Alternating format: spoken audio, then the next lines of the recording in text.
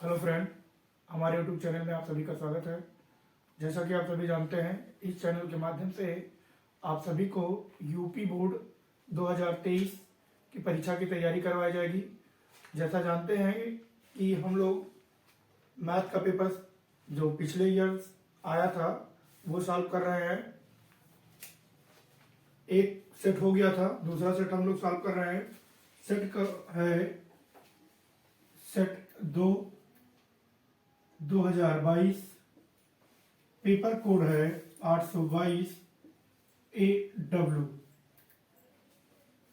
पहले सवाल है हम लोगों का संख्या 156 का अभाज्य गुणनखंड होगा। तो 156 का अभाज्य गुणनखंड हम लोग देख लेते हैं। 7 दूनी 14, 8 दूनी 16, 2 9 18, 3 कम 3, 3 3 का 9, 13 कम 13। तो इसको हम लोग लिख सकते हैं 156 2 का पावर 2 गुणे 3 और गुणे 13। तो हम लोग को जो ऑप्शन 2 है वो सही होगा। अगला सवाल है खा नंबर। यदि सेक थीटा बराबर 2 तो थीटा का मान, इसको हम लोग ऐसे भी लिख सकते हैं बहुत आसान तरीके से कि सेक 1/cos थीटा बराबर 2, तो cos थीटा बराबर हो जाएगा 1/2 और cos थीटा बराबर होता है cos 60। 1/2 का मान, तो cos से cos कैंसिल, तो थीटा बराबर 60। फिर अगला है कि द्विघातीय समीकरण। अगला ग नंबर है हम लोगों का। यदि द्विघात समीकरण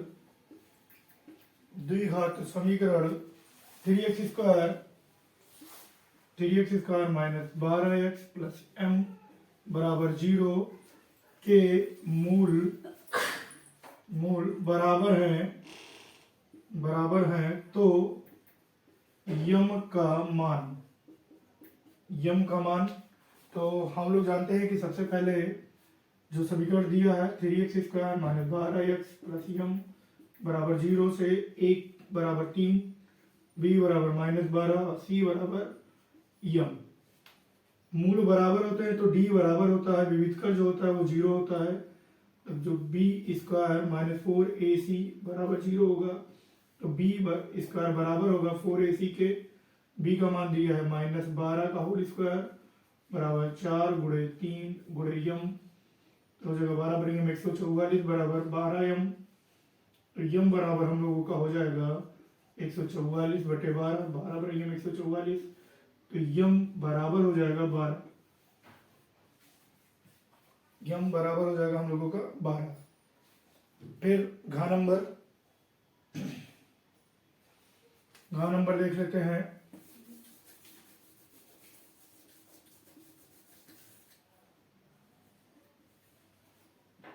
घ नंबर है एक समबाहु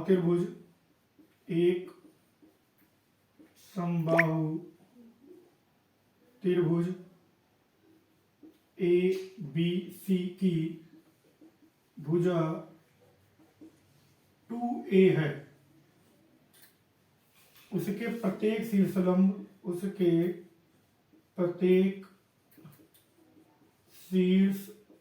लंब की लंबाई होगी।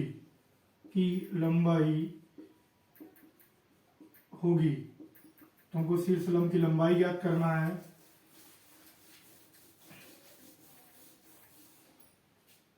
एक समबाहु त्रिभुज है ये ABC, इसकी जो भुजा है वो 2a है। तो शीर्ष से डाला गया लंब भुजा को समद्विभाजित करता है। तो यहां से इसको एक बिंदु मान लेते हैं D, तो ये हो जाएगा a और ये हो जाएगा a। त्रिभुज ABD में देखते हैं, ऐसे ही सारे शीर्ष लंब होंगे। ABD में ये समकोण त्रिभुज होगा तो AB का होल स्क्वायर बराबर होगा AD का होल स्क्वायर और प्लस BD का होल स्क्वायर। हमको चाहिए AD, तो AD का होल स्क्वायर बराबर होगा AB का होल स्क्वायर माइनस BD का होल स्क्वायर। तो AB है 2A, तो 2A का होल स्क्वायर माइनस A का होल स्क्वायर, ये हो जाएगा 4A square minus A square equal to 3A square. ये हो जाएगा AD का होल स्क्वायर, AD का होल स्क्वायर, तो ये हो जाएगा AD बराबर अंडर रूट 3A स्क्वायर। तो AD बराबर हो जाएगा A रूट 3। तो जो शीर्ष लंब होगा हम लोगों का प्रत्येक शीर्ष लंब वो A रूट 3 होगा। फिर अगला सवाल है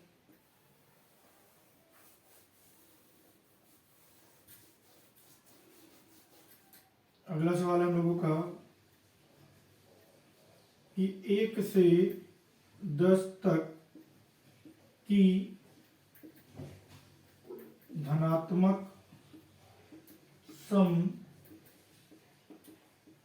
संख्याओं का समांतर माध्य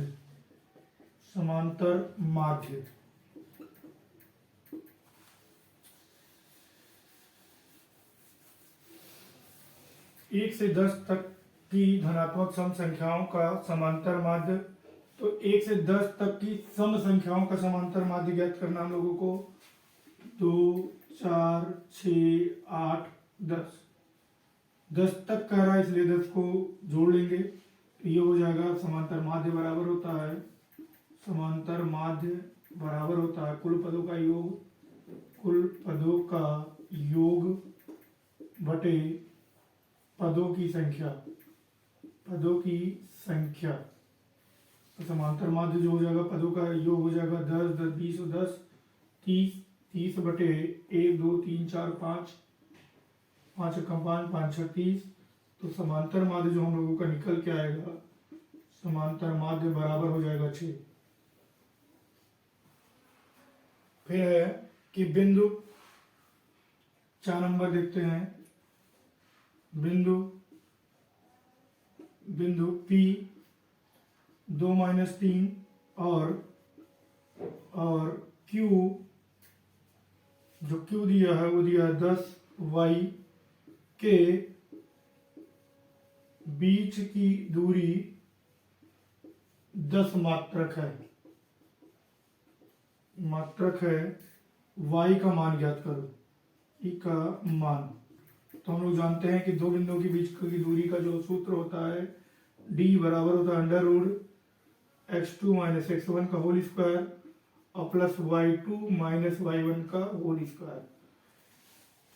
d का मान दिया है 10 मात्रक, तो ये हो जाएगा 10 बराबर अंडर रूट, दो बिंदु हैं P और Q, इसको हम लोग x1 y1 और x2 y2 मान लेते हैं।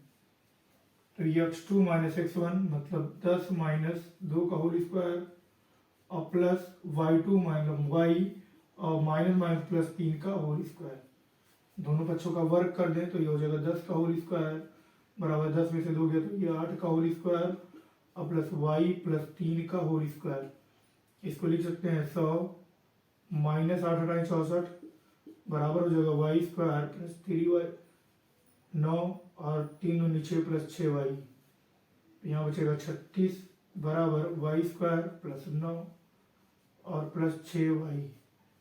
इसको इधर ले आओ तो हो जाएगा y स्क्वायर प्लस 6y और प्लस 9 माइनस 36 बराबर 0। तो y square plus 6y minus 27 बराबर 0 हो जाएगा। इसको हम लोग लिख सकते हैं 9 3 27, 9 में से 3 घटाएंगे तो 6 आ जाएगा। तो हो जाएगा y square plus 9 minus 3y minus 27 बराबर 0।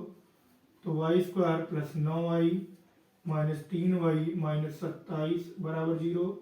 ऐसे y कॉमन कर लें तो y प्लस 9 बचेगा, ऐसे माइनस 3 कॉमन कर लें तो y और प्लस 9 बचेगा बराबर 0। तो y माइनस 3 और यहाँ हो जाएगा y प्लस 9 बराबर 0। y का हमको दो मान मिलेगा, एक मिलेगा 3 और एक मिलेगा माइनस 9। तो y बराबर 3 लेने पर y का जो मान आएगा वो 3 आएगा।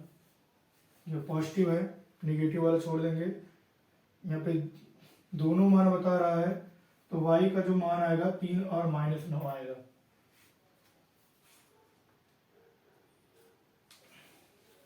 दूसरा खंड करते हैं हम लोग।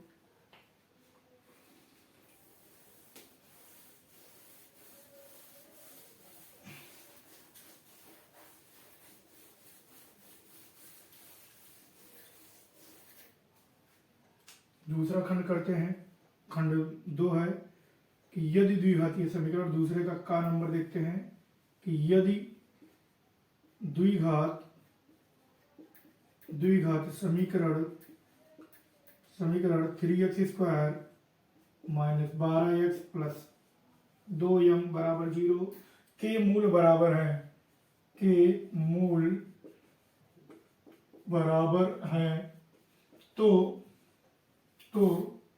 m का मान ज्ञात करो, m का मान ज्ञात कीजिए।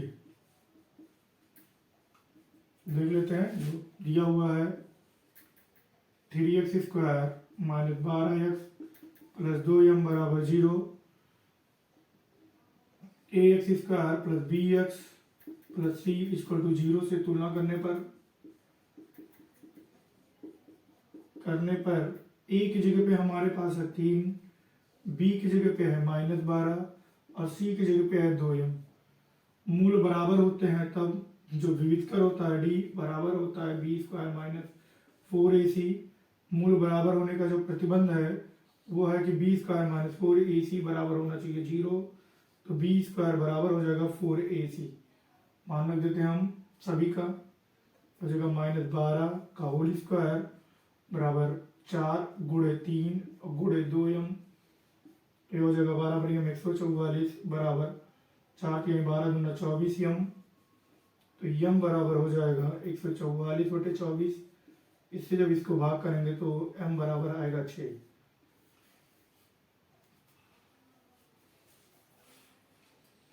फिर हम लोगों का जो अगला सवाल है कि cos² 67 - sin² 23 का मान ज्ञात कीजिए। ख नंबर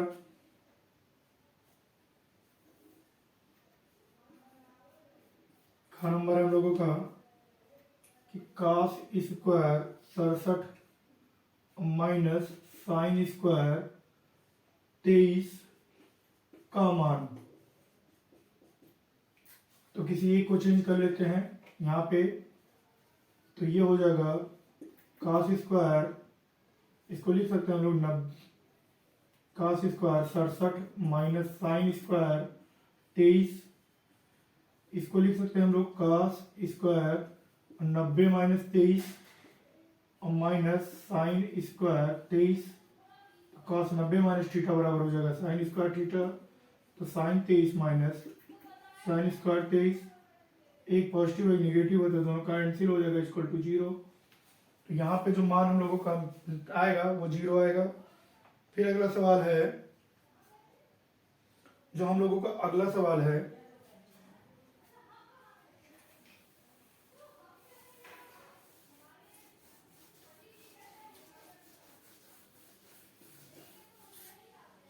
ग नंबर कि एक त्रिभुज के आधार की लंबाई 14 सेंटीमीटर एवं ऊंचाई 7 सेंटीमीटर है। त्रिभुज का क्षेत्रफल ज्ञात करो। त्रिभुज का क्षेत्रफल ज्ञात करो। एक त्रिभुज के आधार की लंबाई 14 सेंटीमीटर एवं ऊंचाई 7 सेंटीमीटर है। त्रिभुज का क्षेत्रफल ज्ञात करो। तो हमको दिया गया है कि आधार की लंबाई, आधार दिया हुआ है, आधार बराबर 14 सेंटीमीटर और ऊंचाई दिया हुआ है, ऊंचाई बराबर 7 सेंटीमीटर। फार्मूला होता है हम लोगों का कि त्रिभुज का क्षेत्रफल बराबर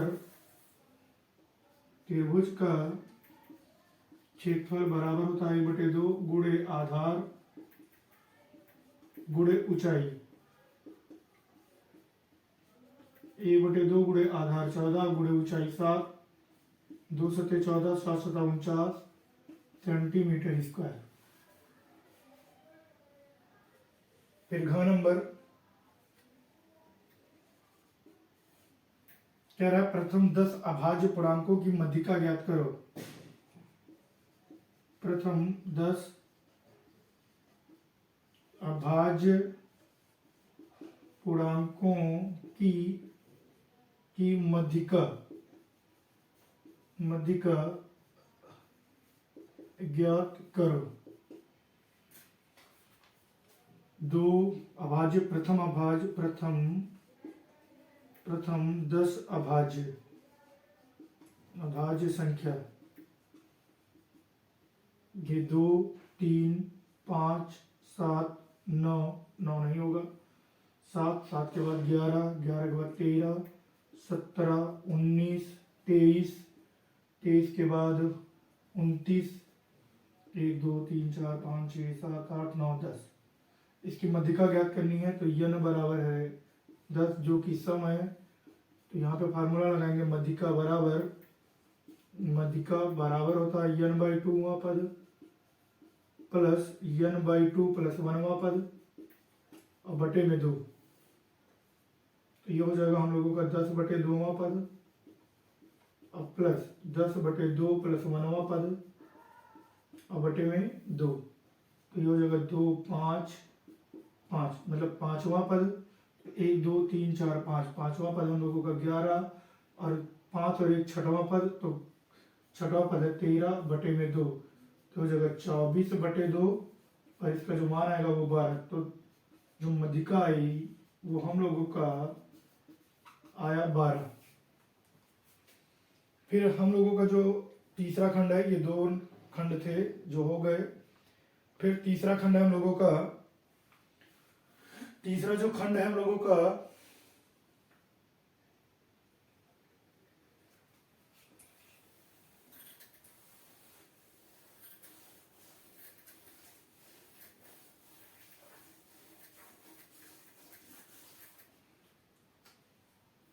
तीसरे का कह रहा है संख्याओं 26 और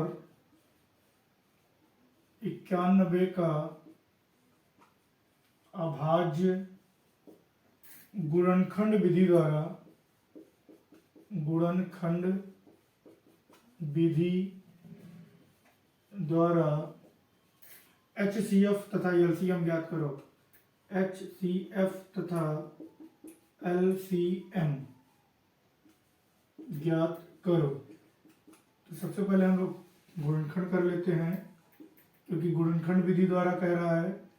26 का गुणनखंड कर लेते हैं तो 13 13 कम 13 91 का करते हैं तो 13 से 91 और 13 कम 13, 26 का जो गुणनखंड होगा वो होगा 2 गुणे 13 और 91 का जो गुणनखंड होगा वो होगा 7 गुणे 13।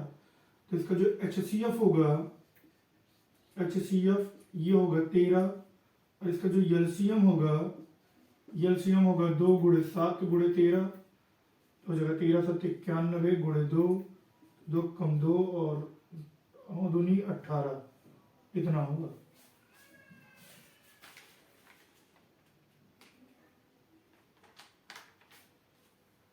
फिर अगला है कि P के किन मानों के लिए समीकरणों की जोड़ी 4x प्लस py प्लस 8 = 0 और 2x प्लस 2y प्लस 2 = 0 का एक अद्वितीय हल है, मतलब एक यूनिक हल है। ख नंबर कह रहा है P के किन मानों के लिए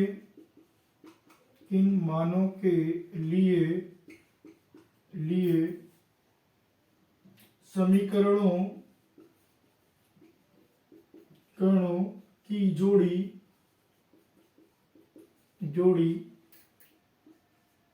4x प्लस py प्लस 8 बराबर 0 और 2x प्लस 2y प्लस 2 बराबर 0 का एक अद्वितीय हल है। यहाँ पे A1 की जगह पे दिया है 4, B1 की जगह पे दिया है P, C1 की जगह पे दिया है 8, ऐसे ही A2 की जगह पे दिया है 2, B2 की जगह पे तुलना करने पे आएगा 2 और C2 की जगह पे भी 2। अद्वितीय हल के लिए A1 बटे A2 बराबर नॉट इक्वल टू B1 बटे B2, तो A1 का मान है 4 बटे 2 और बराबर हो जाएगा P बटे 2, ये बराबर नहीं होना चाहिए।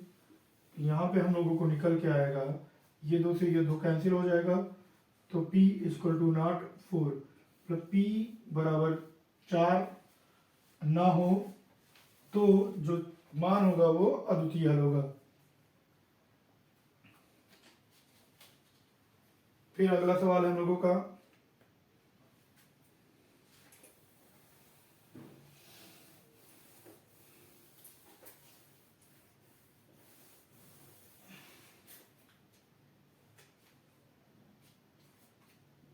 गा नंबर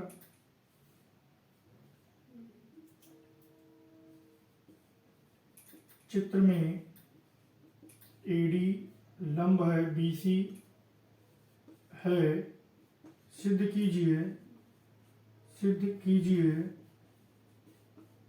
कि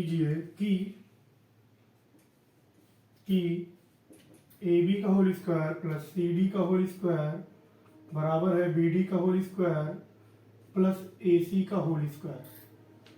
ये चित्र है हम लोगों का।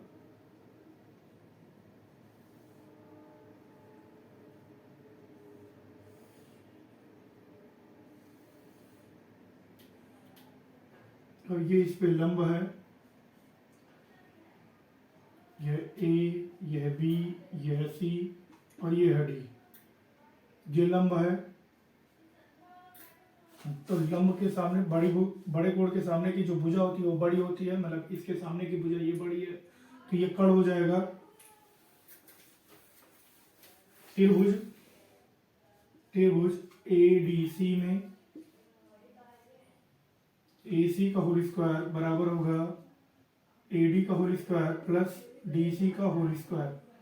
इस समीकरण नंबर फर्स्ट मान लेते हैं। ऐसे ही त्रिभुज ADB में यहाँ पे हो जाएगा AB का होल स्क्वायर बराबर AD का होल स्क्वायर और प्लस BD का होल स्क्वायर। ये समीकरण नंबर 2 मान लेते हैं। समीकरण फर्स्ट तथा सेकंड से ये हो जाएगा AB का होल स्क्वायर बराबर, इसको हम लोग ऐसे भी लिख सकते हैं कि AB का होल स्क्वायर माइनस BD का होल स्क्वायर बराबर AD का होल स्क्वायर। तो AD का जो मान है वो हम समीकरण फर्स्ट में रख देते हैं। AD स्क्वायर का मान समीकरण फर्स्ट में रखने पर ये हो जाएगा AC का होल स्क्वायर बराबर AD की जगह पे हम लोग रखेंगे AB का होल स्क्वायर माइनस BD का होल स्क्वायर और प्लस DC का होल स्क्वायर। ये माइनस है, इधर आएगा तो प्लस हो जाएगा, तो ये हो जाएगा AC का होल स्क्वायर प्लस BD का होल स्क्वायर बराबर AB का होल स्क्वायर प्लस DC का होल स्क्वायर। यही हमको प्रूव करना था कि AB का होल स्क्वायर प्लस DC का होल स्क्वायर बराबर AC का होल स्क्वायर प्लस BD का होल स्क्वायर। प्रूव, ये हमको प्रूव करना था। फिर कह रहा है कि एक घन का आयतन 1331 सेंटीमीटर क्यूब है, इसका संपूर्ण पृष्ठ ज्ञात करो।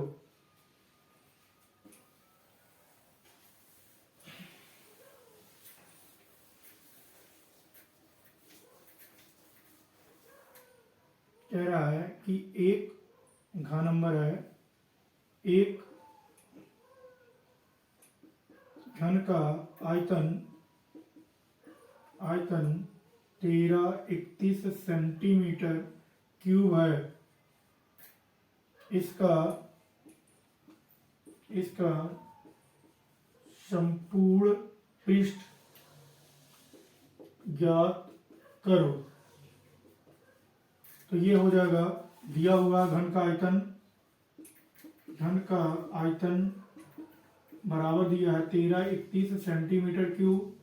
हम जानते हैं कि जो घन का आयतन होता है, घन का आयतन जो होता है वो होता है भुजा का पावर 3, भुजा का पावर 3, तो हो जाएगा a का पावर 3 बराबर 13 31, तो a बराबर हो जाएगा 13 31 का घनमूल, तो a बराबर हो जाएगा 11 सेंटीमीटर।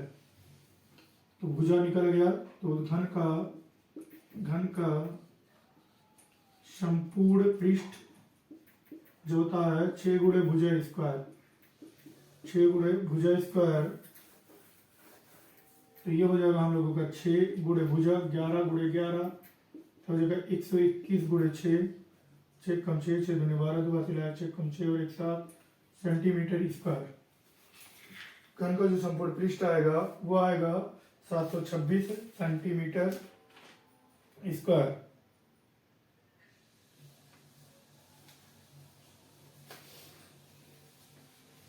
फिर चौथे का देख लेते हैं हम लोग।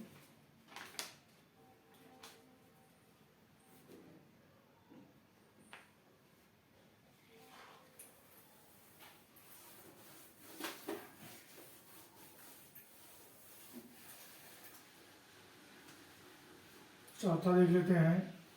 कह रहा है यदि tan A बराबर है cot B के B, तो सिद्ध कीजिए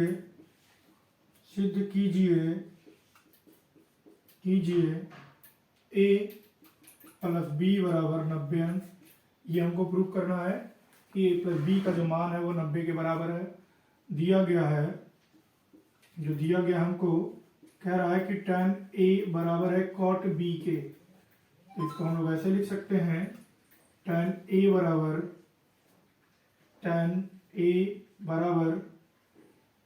cot B,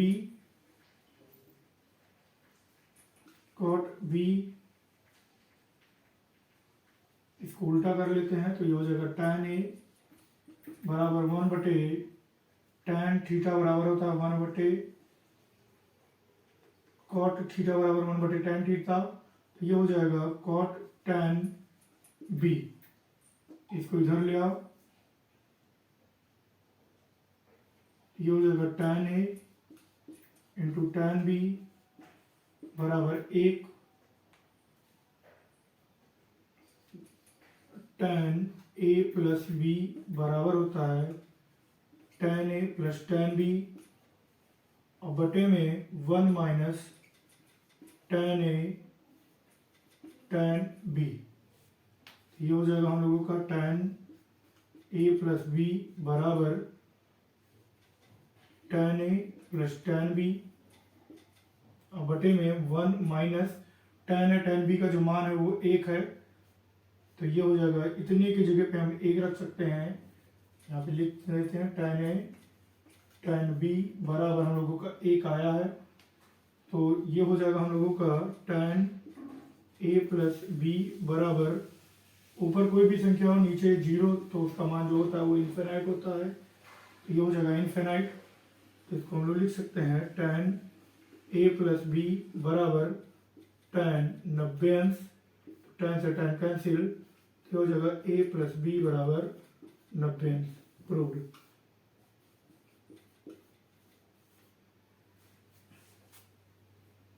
फिर अगला सवाल हम लोगों का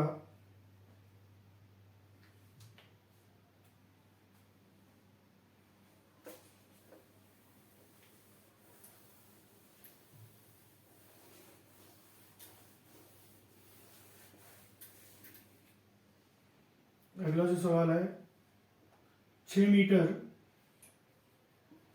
मीटर लंबाई वाले एक ऊर्ध्वाधर स्तंभ की भूमि पर छाया की लंबाई 4 मीटर है, जबकि उसी समय उसी समय एक मीनार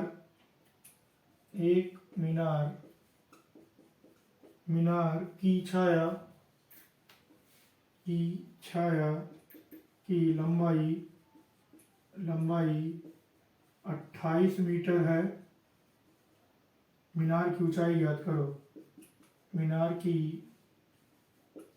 ऊंचाई ज्ञात करो। कह रहा है कि एक मीनार है, 6 मीटर ऊंचा है।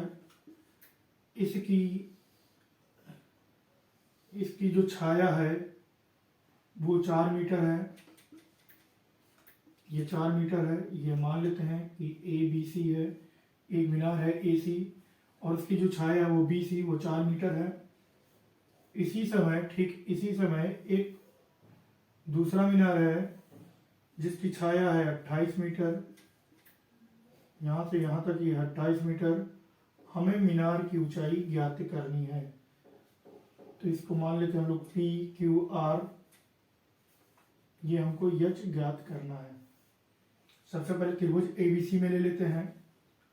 त्रिभुज ABC में tan थीटा, तो tan थीटा बराबर हो जाएगा लंब बटे आधार, तो ये 6/4, 2 दूनी 4, 2 तिहाई 6। tan थीटा बराबर हो जाएगा 3/2। ये समीकरण नंबर फर्स्ट। अब हम लोग लिखते हैं त्रिभुज PQR में। त्रिभुज PQR में tan थीटा कह रहा है उसी समय यदि यहाँ थीटा बनना है तो यहाँ भी थीटा ही बनेगा, क्योंकि ठीक उसी समय है, टाइम वही है। तो tan थीटा बराबर होगा H/28। ये समीकरण नंबर हो जाएगा सेकंड। समीकरण फर्स्ट तथा सेकंड से यहाँ पे 3/2 बराबर हो जाएगा H/28। तो 14 दूना 28, तो ये हो जाएगा H बराबर 3/14, तो H बराबर हो जाएगा 42 मीटर। अतः मीनार की जो ऊंचाई आएगी, मीनार की ऊंचाई वो हो जाएगा 42 मीटर।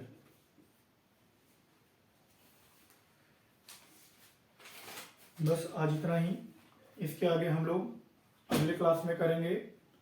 जो बचे हुए क्वेश्चन है, जो भी कमी है आप लोग हमें कमेंट के द्वारा बता सकते हैं, जिससे उन कमियों को दूर किया जा सके। धन्यवाद।